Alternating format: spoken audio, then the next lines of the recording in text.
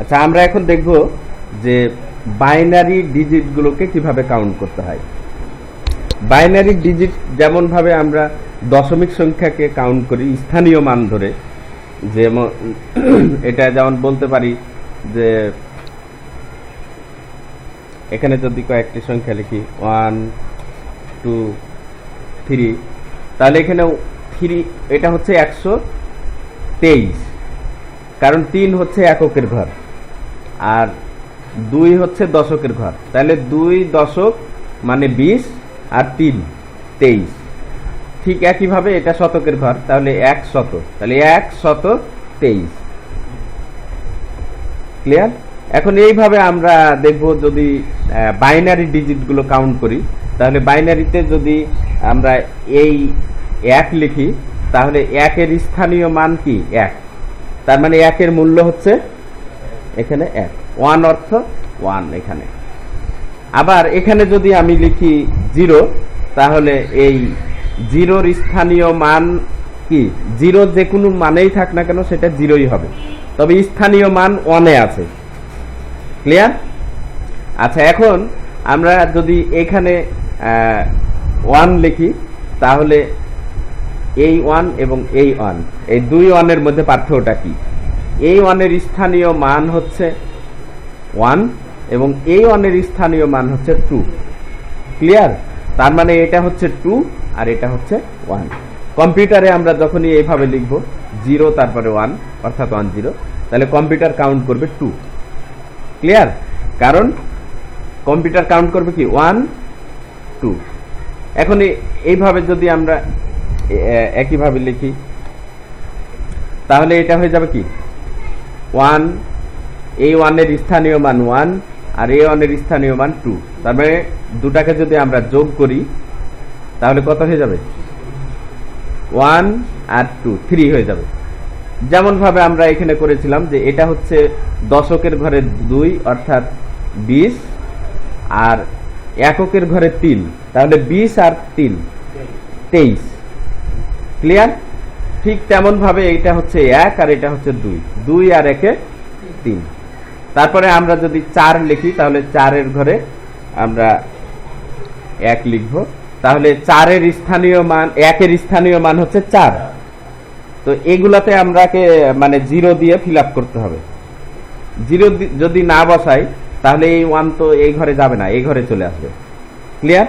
কারণ ডান থেকে সংখ্যাগুলো বসে।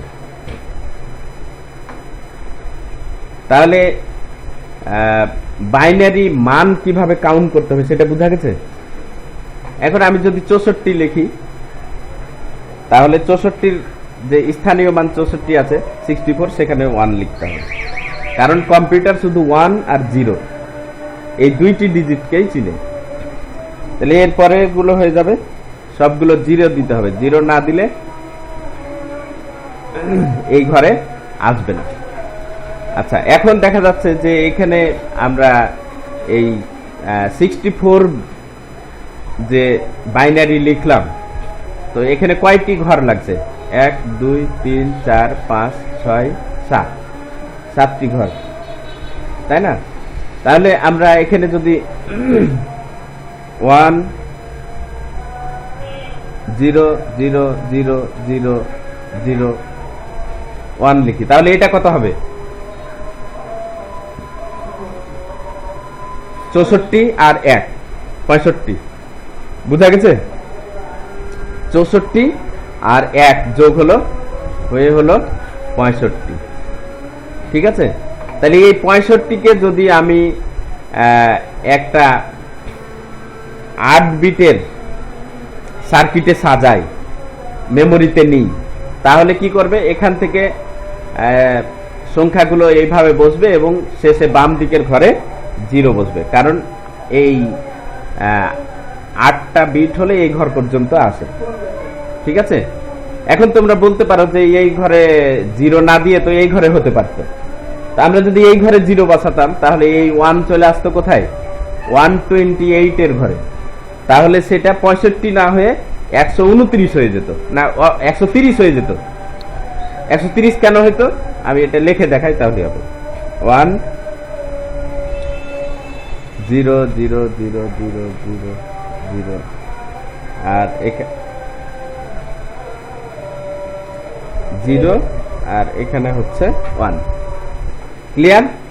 তাহলে কি এটা 2 আর এটা হচ্ছে 128। 128 and 2 কত হলো? 130, 130 হয়ে গেল। তাহলে বাইনারি সংখ্যাগুলো কাউন্ট করতে কোনো অসুবিধা আছে? যত বড় সংখ্যা হোক ডান দিক থেকে গণে চলে যাব। তবে গণবো কিভাবে?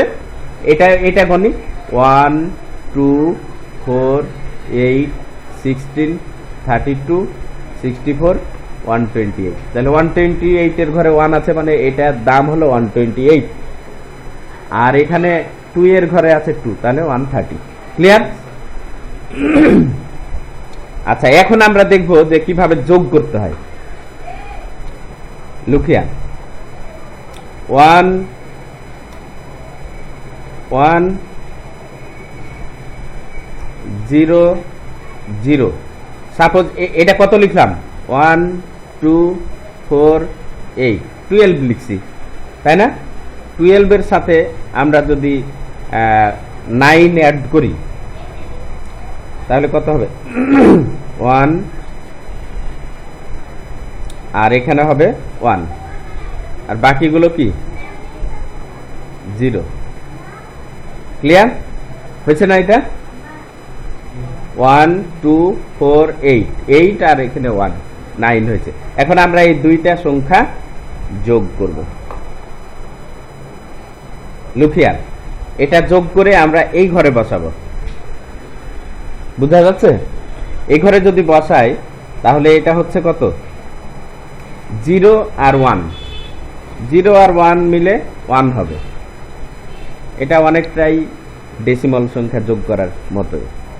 আবার এখানে হচ্ছে 0 0, তাহলে 0 আর 0তে কি হবে? 0 হবে। তারপরে 1 এবং 0 আছে, তাহলে এখানে কি হবে? 1। কিন্তু এখানে আছে 1 এবং 1, তাহলে কত হলো? 2। এখন 2 কিভাবে লিখতে হয়? 1 0, এটা 2 না? তাহলে আমরা এখানে ঘর তো একটা, ডানের ঘরে কি বসবে? 0, আর এখানে বসলো 1। যোগ হয়েছে? বোঝা গেছে? এবার এটা যদি আমরা কাউন্ট করি তাহলে 1 2 4 8, 8 এর পর কি? 16, তাহলে এখানে 16 16, আর এখানে হচ্ছে 1 17, 1 2 4, আর এখানে হচ্ছে 4, তাহলে 17 আর 4 21, তাহলে 21, অর্থাৎ এখানে ছিল 12 আর 9 21। ক্লিয়ার? তাহলে যোগটা কি আমরা ডেসিমাল যেভাবে করি সেরকম হয়েছে না? বুঝা গেছে? আচ্ছা, এরকম আর একটা একটু জটিল যোগ করি তাহলে হবে।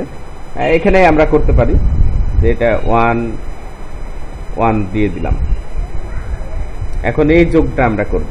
Look here,